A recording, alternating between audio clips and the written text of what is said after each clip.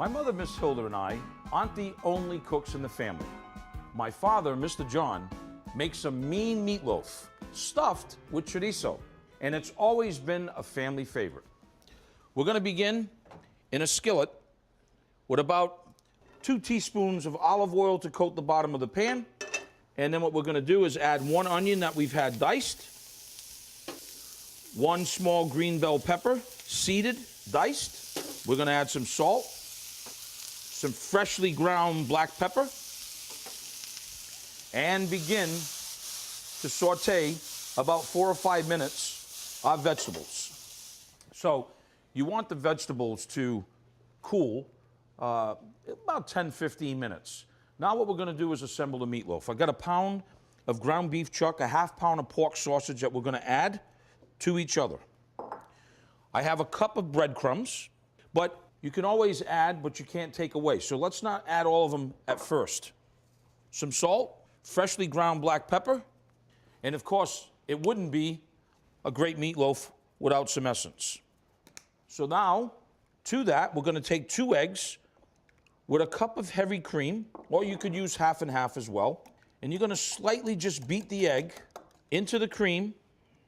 Take the cool vegetables to the meat mixture. And now we're going to incorporate everything and check our breadcrumbs as well. Now you can see the chorizo is not been smoked. So this is a fresh chorizo that we are going to use for this, which you can get in most grocery stores or butcher shops. If this was a little wet, I would add a little bit more breadcrumb to it. But it looks to be perfectly fine right now. So let's put it together. We're going to just make a little slit of the fresh chorizo, just to open that casing a little bit. And then we're going to take half of the mixture in a non-stick baking pan, spread it nice and evenly. Once we have that layer, we're going to take this incredible link of chorizo, because I was born to use bold flavors. Now we're going to take the meat mixture and cover the link of chorizo, making another layer. We're going to preheat our oven to 375 degrees.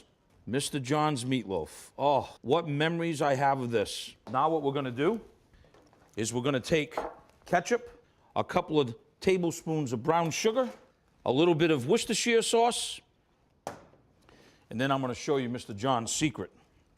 Because this here, my friend, when it's incorporated, becomes the glaze. Just spread it nice and even, 375 degrees for about 45 to 50 minutes.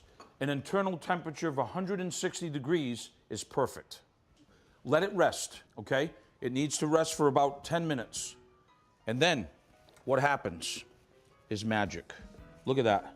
You see the chorizo in there? Look at how beautiful that is. And he would always serve this with potatoes and whatever green vegetable is in season. That's Mr. John's meatloaf. Hey, this is a manly meatloaf, passed down from father to son. Thank you, Mr. John, for this hearty meatloaf recipe. This is delicious.